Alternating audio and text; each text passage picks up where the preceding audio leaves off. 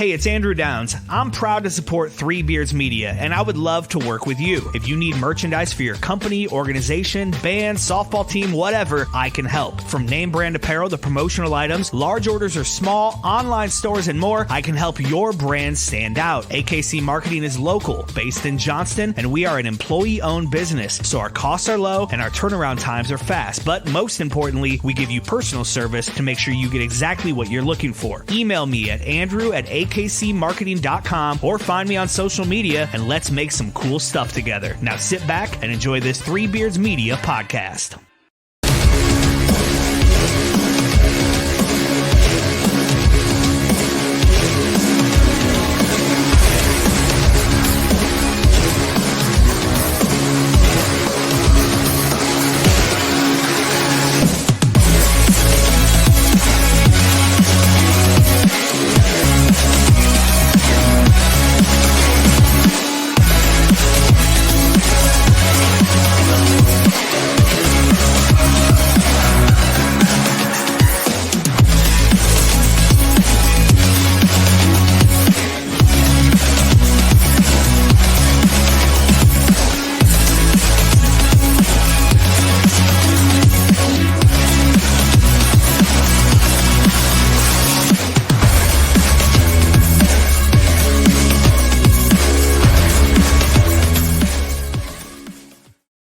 All right, welcome in.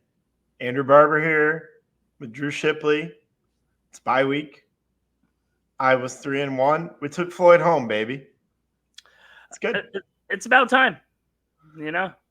Like it seemed like the trophy case was starting to empty there for a bit, you know. For a bit, for maybe a half. Yeah. I mean, so like if you put the Iowa State first half and the Minnesota second half together, that was like the perfect ballgame. It is.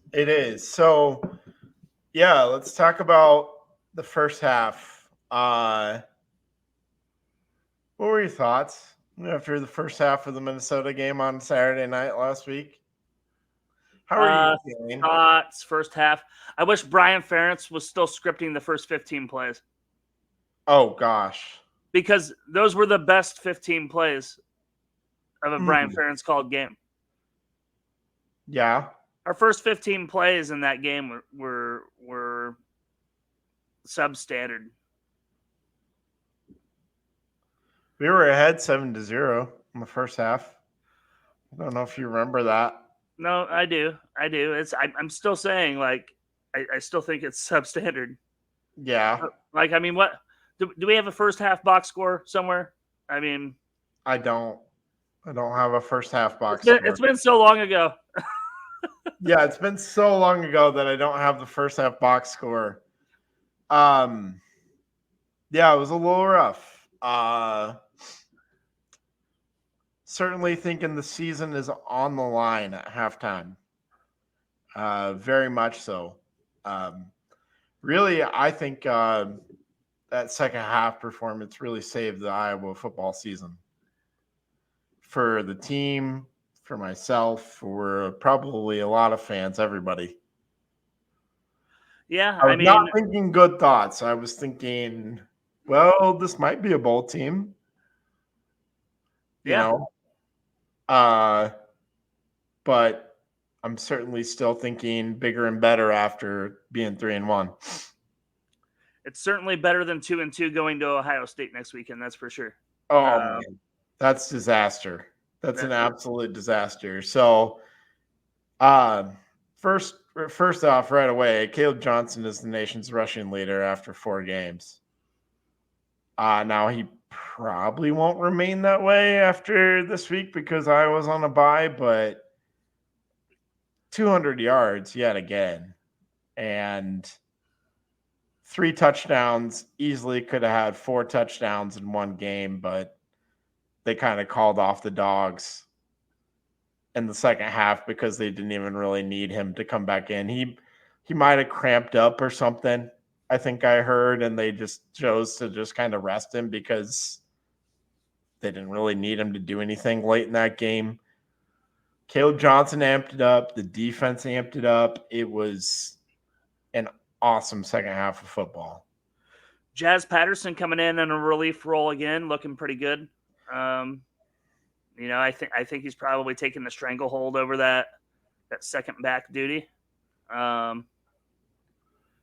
mean, there's not much to complain about in the second half, that's for sure. I mean, the defense looked as good as they have all year. Yeah, that was at any point. Seen a lot of growth in the secondary, I think, which was good. Which was good to see, considering those have kind of been our woes with Troy in the first half and Iowa State in the second half. So I mean, I think we're seeing growth. I think we're seeing what we need to see from good football team. Yeah, and I'm just encouraged by, even with the passing game maybe not doing so well, the running game is still just elite, really, honestly. It's high up there in a lot of different categories. We're averaging 32 points per game as a team through 4 games. That includes a game against Iowa State and a game against a Big Ten team. Let's see some other stats here. I'm pulling it from 247. So we are 9th in the Big Ten in terms of scoring offense per game, 52nd nationally. I think that's pretty good after 4 weeks. We're averaging 250 rushing yards as a team, 3rd in the Big Ten, 11th in the country. Passing offense, just a shade under 150, basically next to last. We're not quite last in the Big Ten, 122nd nationally. That's obviously got to improve. We can talk about that in a minute, but I just kind of wanted to run down just a couple numbers. So almost 400 yards of offense per game, 73rd nationally, 11th in the conference, 9th in the conference in third down conversions, 12 of 14 in the red zone, 9 touchdowns. Like, these are good numbers, Drew. The offensive numbers are getting pretty good. I think I could go over the defensive numbers here. We're allowing 14 points per game. Pass defense, 210 yards per game. That's maybe a little bit concerning, but we've talked about some of that, the big pass plays. Minnesota only had 66 yards of offense in the second half. And half of those were on the final drive where they hit a couple of chunk plays in the passing game.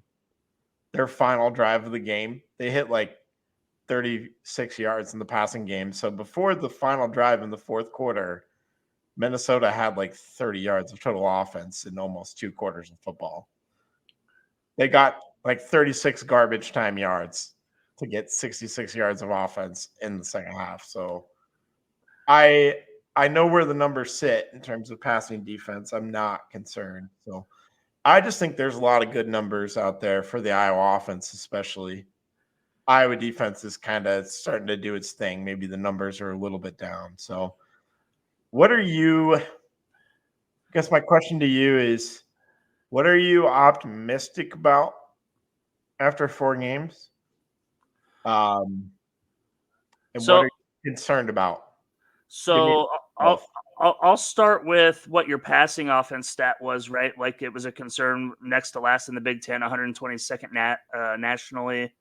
What did you say? 140 yards? 147, 100, shade under 150 per game. I kind of feel like that's a fake number in a way, because we've been in games, 3 out of the 4 really, that passing wasn't required to win the football game.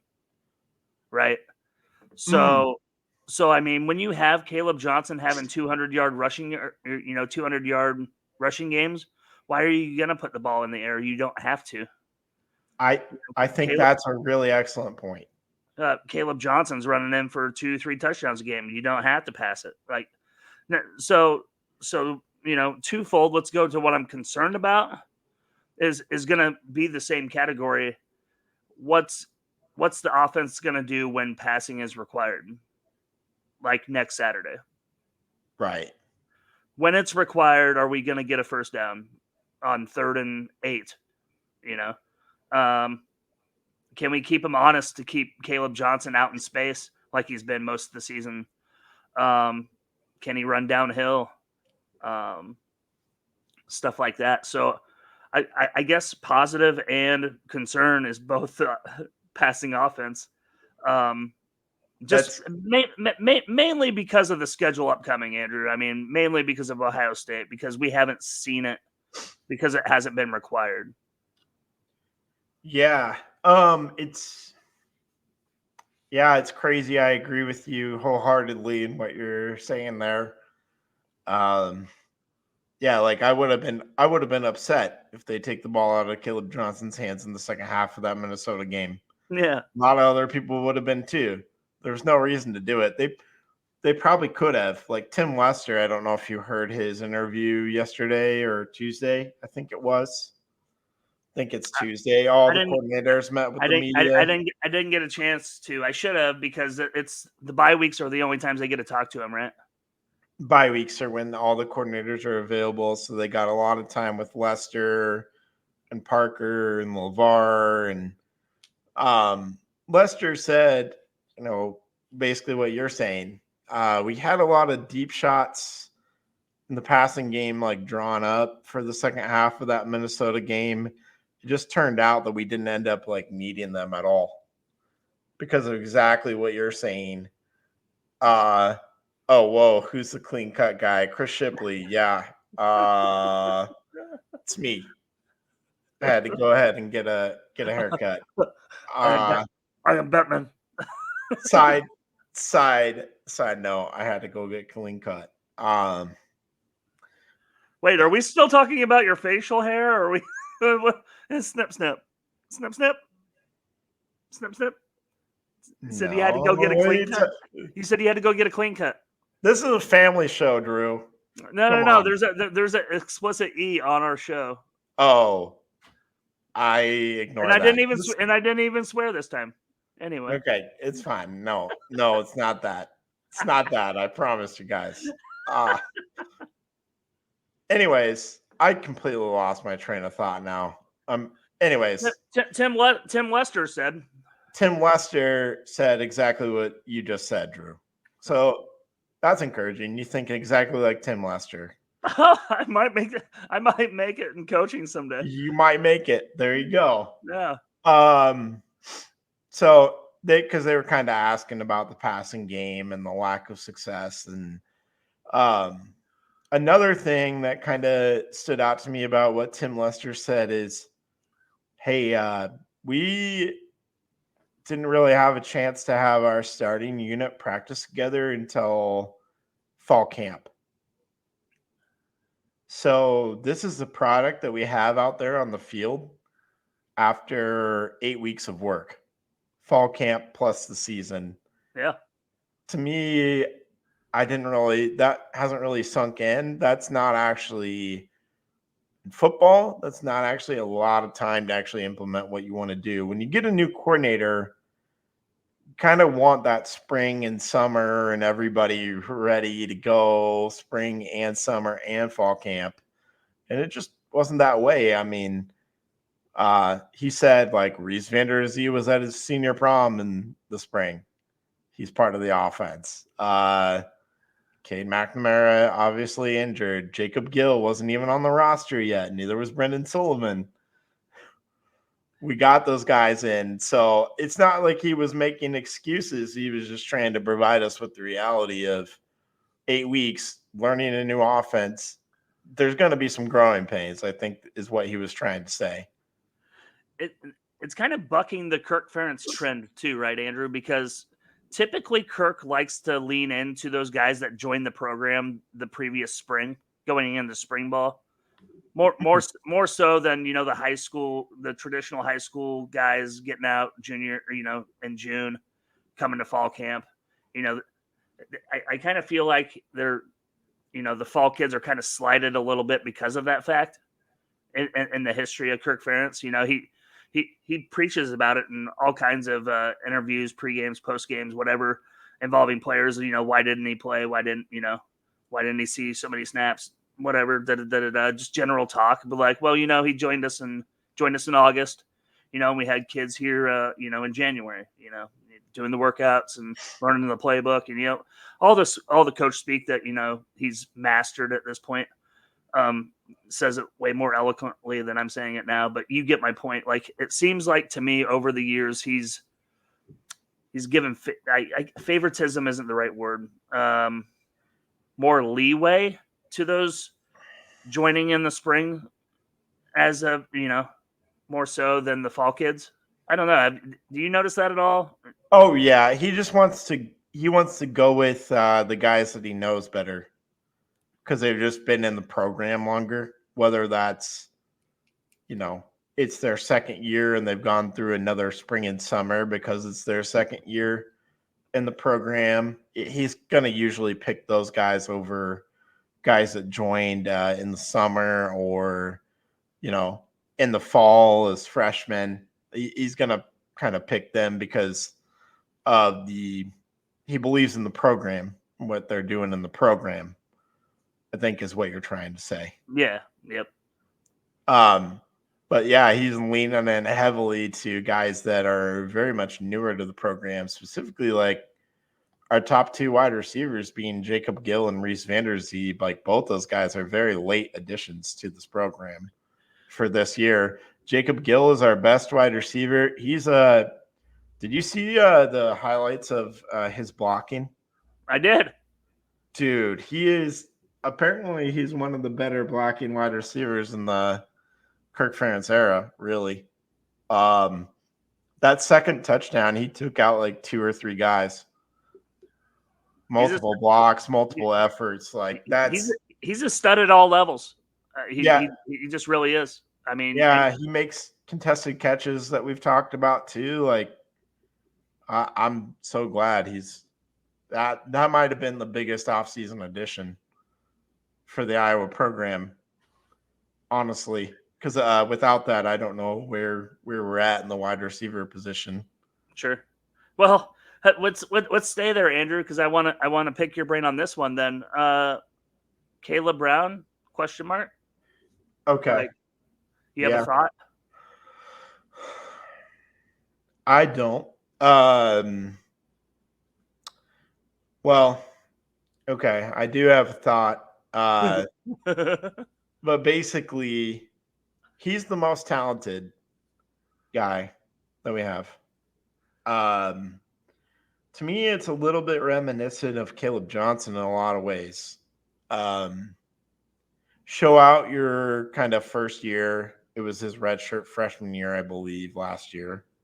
I can't remember if he's a redshirt or not. He was obviously the best wide receiver on Iowa's team last year. I don't know if that's saying much given the state of the wide receiver room last year. Yeah, what did he have? Like 14 catches? Yeah. Again, it's not saying much, but he was clearly the best receiver. But what we kind of heard with Caleb Johnson his first 2 years is that maybe he wasn't always the most focused in a practice setting. And that's what we're hearing now about Caleb Brown. Tim Lester just laid it out there and basically said, well, we need him to run routes the right way. Like in the Minnesota game, he got in, he ran an improper route. Cade delivered the ball. It was like Cade did what he was supposed to and threw it into the window that he was supposed to throw it into. But like Caleb Brown, like rounded off his route or stayed a beat too long or didn't cross the face of the defender. I can't remember exactly which one of those three things it was. And it falls incomplete. But he's like wide open if he does it right. So Tim Lester sounded like he was frustrated with Caleb Brown's maybe lack of attention to detail. So those kinds of things. And so he's picking Gill and Vanderzee and some others over him because you think about that. Like this is kind of like a timing offense with what Leicester's trying to run. So if you don't run the routes right and the timing's all off, then you end up causing turnovers from the receiver spot. So just a follow up comment, I guess is maybe he just wasn't that good. Like, did we put a lot of pressure on this guy because, well, man, we stole a wide receiver from Ohio State. Like a similar thing to like Oliver Martin, right? When we were recruiting Oliver Martin, and we got him. Oh no, we didn't. He's going to Michigan. Oh, we got him again. Oh, he actually did come here. Oh nope, he's transferring. He's going to Nebraska. Maybe he wasn't that good either. Like having problems, like not just us, but like obviously if these kids are going to Nebraska, Michigan, Ohio State, like somebody somewhere thought that they had that kind of talent, and why it doesn't translate in Iowa City is frustrating to me, I guess. It's like, oh, we finally get it. We're all like, woo! Except now we realize who's throwing the fucking football. And we realize the long history of Iowa receivers not producing since like Marvin McNutt. Well, if you'll remember, before he came here, he was actually in line to like play. I don't mean start, but play at Ohio State before he came to Iowa. If you'll remember. Okay. Could they have been wrong? No. Or is it just an Iowa City problem? No, it's not. I don't think it's an Iowa City problem. I think it's you see the maturity with Caleb Johnson now. I think it's growing up, maturity, approach every day the same way kind of issue. Caleb Johnson does that now. Look at how it's paid off for him. I think it's obvious the talent is there, but they're picking guys who are maybe more attentive, more focused, more locked in, that kind of thing. I think we've kind of seen that with Caleb Brown, kind of him take a step back in that regard. So I'm not going to go the Oliver Martin route because I don't think it's that. I think Oliver Martin is exactly what you said, where maybe we overhyped him a lot and that kind of thing. I don't think it's that. I think there's a strong chance that Caleb Brown ends up being as good as we think he is. He's just got to figure it out. I'll give him a little bit. I'll give him a little bit more time. Yeah, you can't really judge him until like next season. Like if we're early into next season and we're still saying these same things and he's still not producing, then that's when I'm gonna say, it's probably, he had a lot of talent. He just never realized it, kind of thing. Well, I mean, will there be a next year for him in Iowa City? I guess, but with the level of production, if they're frustrated with him, I'm sure he's frustrated with them because he's not getting the ball, right? So, and wide receivers by and large are divas, right? That they always have been. Yeah. And look at the college football landscape in the last 48 hours, Andrew. Like, yeah, I'm gonna red shirt. I'm in the transfer portal. Sure, you can hear that soon. I don't know. I'm just speculating. Like, what is that UNLV quarterback did? Like, set a precedent now. Like, there's gonna be a shit ton of people now here and going into week 4 are gonna reconsider where they're at in the program.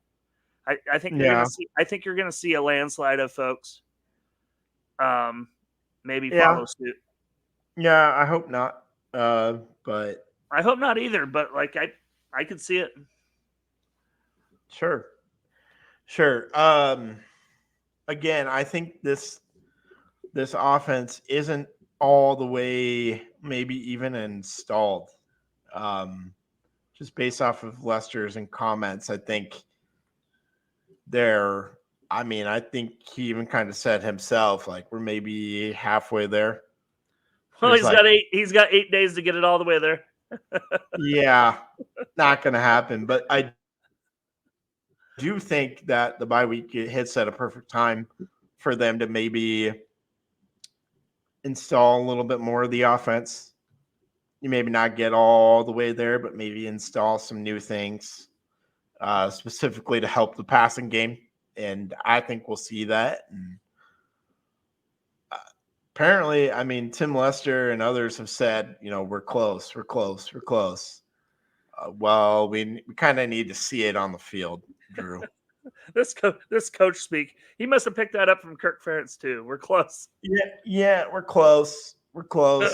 I've heard it a lot, but I need to see it start happening. But I mean, they say that because they're supposed to say that, Andrew. It's not that they, and maybe he does feel that way. But like, I feel like we've been tainted in the last decade of what close means in regards to Iowa offense. Yeah. Well, Caleb Johnson just plows through defenders anyways, so it doesn't really matter.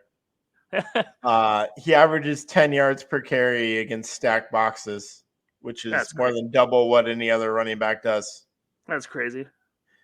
We are also, one other stat I didn't share with you is in running plays of 20 yards or more, we have 14, which is first in the Big Ten, first in the country. So we are number one in the explosive runs. What most people would deem explosive runs. I give the the running game scheme with the offensive line some credit. I mean, but I would say the lion's share of the credit goes to Caleb Johnson himself, man. Like some of these plays that he's making in open space, or like if there's not even a hole there, the cutbacks he's making. I'd like to say it's kind of a 50-50 share, but I think Caleb Johnson's just that freaking good. Well, I think there's some evidence that says the offensive line has improved. Don't give me this pro football focus shit. We've only allowed 4 sacks. Oh, that's not bad. Which is good for I believe 6th in the Big Ten and 34th in the country. So yeah, and I will give you the pro football focus because sometimes their grades do matter. No, I don't know pro football focus for any of the offensive guys, but again, I think George Barnett's done a good job. He kind of inherited a mess, and now we're seeing him really build it back, and I think it'll get better from here because I think Barnett's got things on the right track. It's kind of a do or die year for him, in my opinion. Well, right, so far he's doing through 4 games. Fair enough.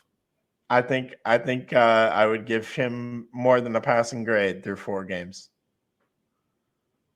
So yeah, with that, I think we'll kind of maybe just take a break and come back and talk about a few other things.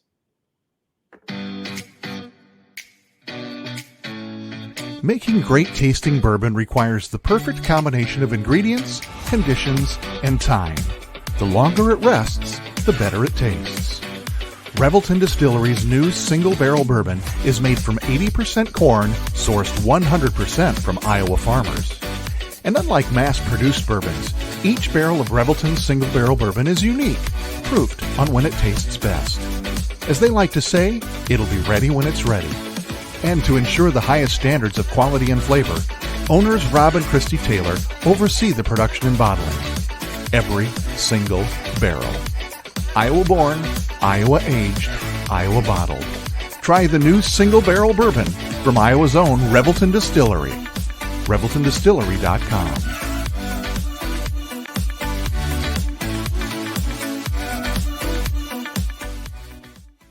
Whether you're buying, selling, or refinancing your home, or if it's simply time to renovate the one you're already living in, you need an experienced mortgage professional to help you analyze your financing options and to make sure the closing goes smoothly.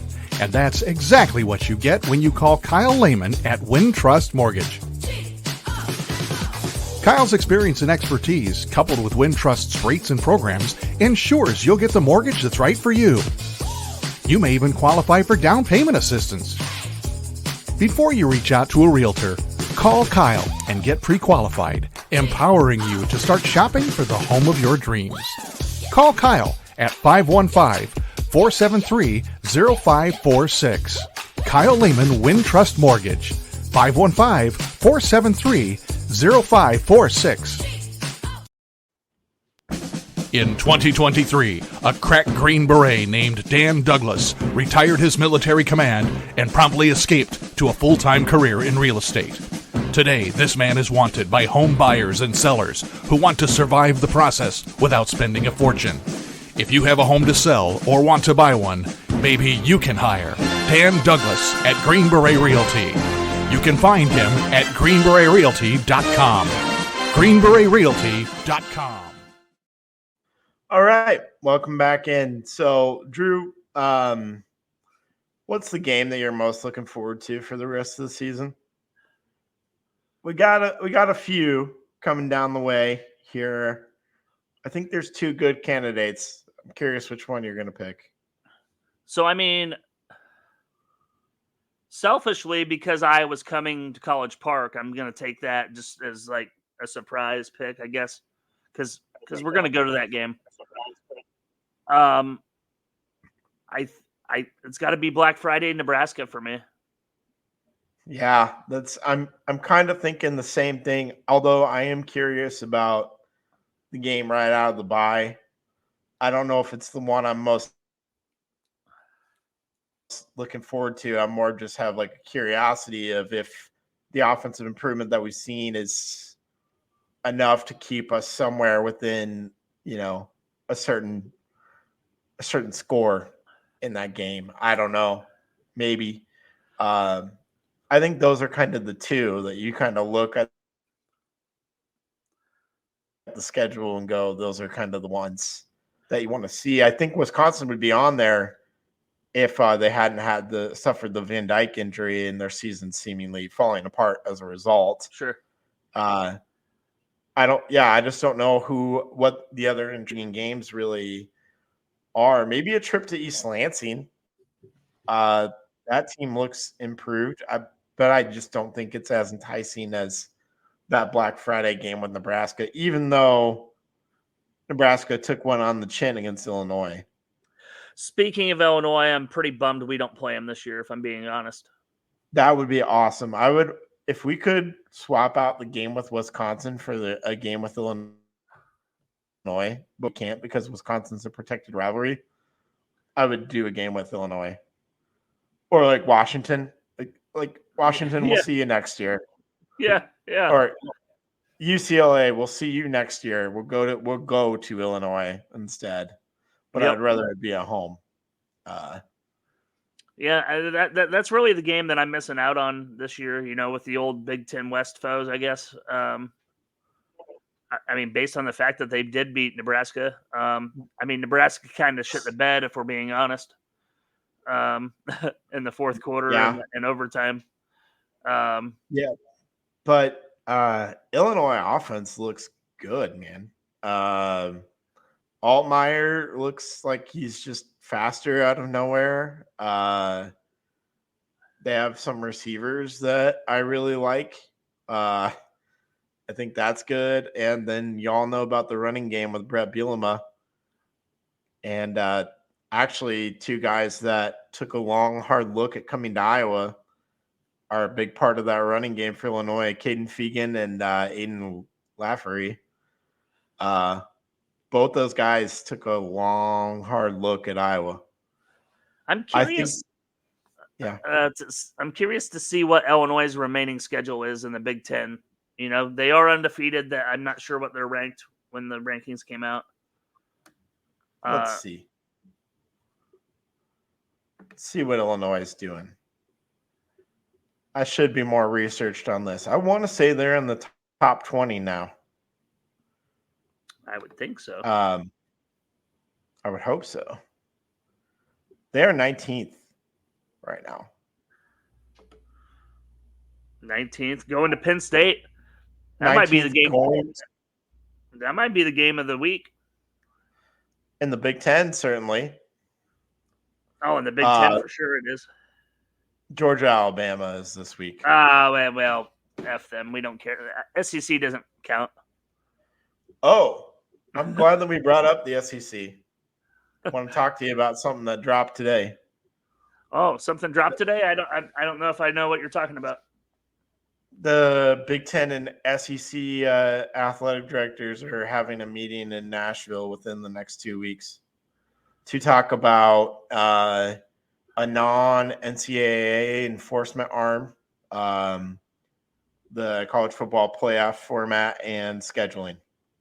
So to me, this sounds like secret meetings to make our own football league and break away from the NCAA. It may not end up being that, but to me, it sounds an awful lot like exactly that. It's going to become Big Ten SEC, break away from the rest of the NCAA. See ya. We do our own thing. I fucking hate that. I love it. Why? We couldn't be on more opposite ends of the spectrum. I like it. It keeps all that revenue in-house. They don't want to share with anybody else. I don't give a shit about the money, Andrew. I give a shit about watching fucking historic football. Like I care about playing your rivals. I care about the fucking Rose Bowl. I care about, I don't know, the goddamn non-cons against Western Michigan. I don't give a shit. Like I usually don't have a problem with change, but this one like really irks me. They're just gonna. You already have fucking like guaranteed 3 spots apiece per conference in the fucking 12-team playoff. What else do you want? Like I don't. They shit on everybody else already in the format of this fucking college football playoff. Yeah, they got to run everything. That's what they want to do. Is run everything. Whatever. You know what, Andrew? Like if you're wanting to be a businessman and you're on the positive end of making all that fucking money, by all means, fucking sign you up. I'm good with that. But as a college football fan, absolutely not. That's fucking terrible. There we go. We got enough F words in for 2 weeks. There we go. All right. Back to Illinois for just a quick second. At Penn State. That's awesome. That's a great game. Purdue at home. Michigan at home. At Oregon. Home for Minnesota and Michigan State. At Rutgers. At Northwestern.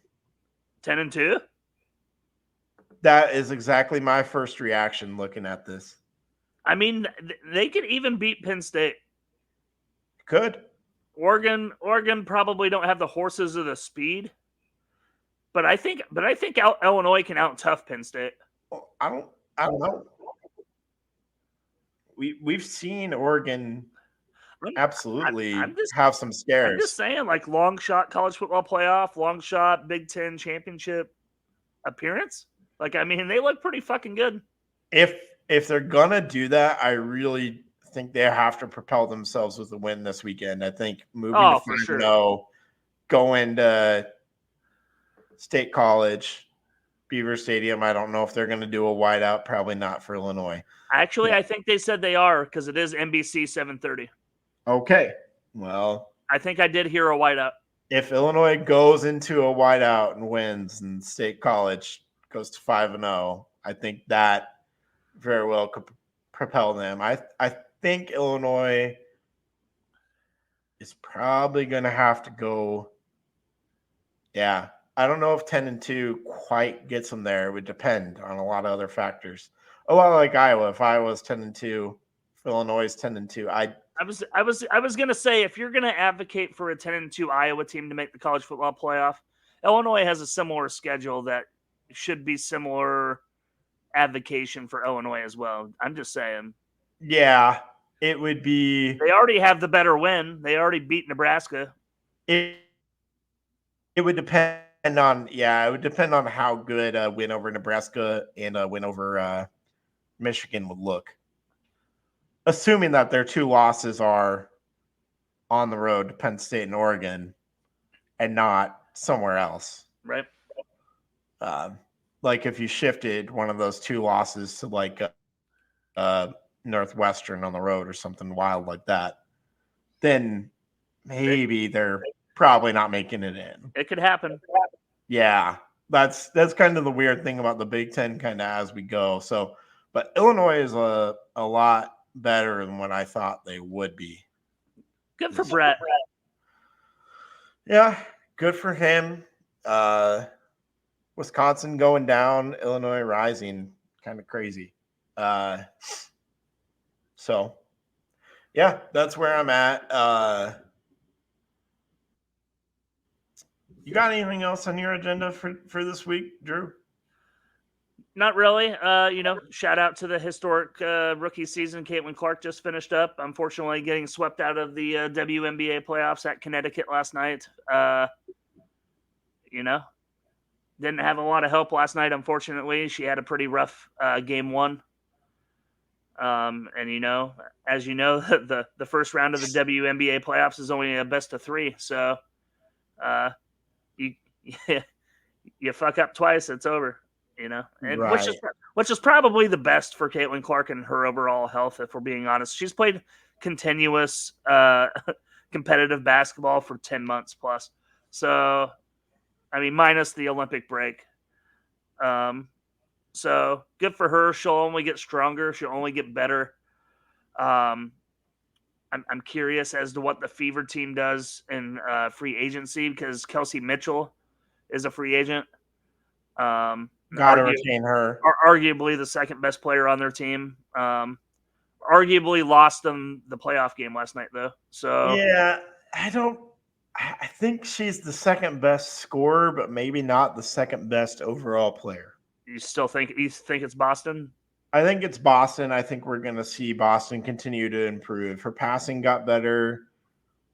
She was a monster on the boards last night. Actually, maybe she's just got to learn how to stay out of foul trouble and develop a little bit of an outside shot. But you can see where the form is there and her free throw percentages are good. I think she's going to develop. Maybe not. Nobody's going to be a 40% 3-point shooter. I don't think she's going to be that. But if she can be somewhere around 35, I think she's fully capable of that. I think she needs to get stronger for her frame, man, because I feel like when she faces the bigs of the bigs, Asia Wilson, Tina Charles, she gets beat up in there. She's a hard worker. And so I have no doubt that she'll add the necessary strength if that's what the coaching staff directs her to do. I have no doubts that she'll make absolutely every improvement to her game. I feel good about Clark and Boston, and then I think you gotta retain Mitchell just for the scoring. Because I don't know enough about who's going to be a free agent in the WNBA to know if you can really upgrade that spot by letting Mitchell go. I don't think so. And then I think it's just a matter of what do you do in the draft? What pick are they? All right. So they finished 6th in a 12-team league, right? So 6th? Yeah. I think. I think they're 6th or 7th. So I don't know what kind of player. That should give you maybe a quality starter, bench player. When do the new teams hit, though? I know 2 of them are in 2026, but are the first 2 this next upcoming season? Golden State and Toronto? Or are they all coming at the same time? Because there's going to be a 16th as well. They just haven't announced it yet. There's no way they're stopping at 15. Yeah, that's a great point. I don't know if they're adding to next year and then again in 2026. I'm not sure. I haven't done enough research, Drew, to know what.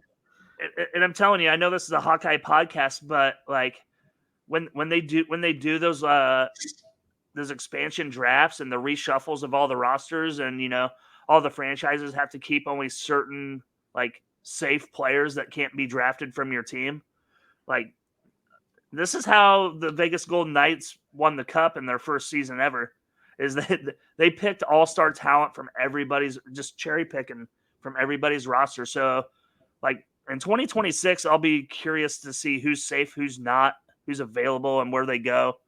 past 2026 and beyond. It's going to be really interesting with not only one franchise, two, not three. It's eventually going to be four. You're going to have to give them all equal chance at everybody else's roster. So it's going to be wild. I think another Iowa player is going to end up becoming a cornerstone of one of those expansion franchises, at least early on. I think Gustafson is probably going to end up on one of those expansion rosters because I don't think the Aces are going to be able to protect enough players to protect Gustafson. I think Gustafson's going to end up on one of those expansion teams and probably do well.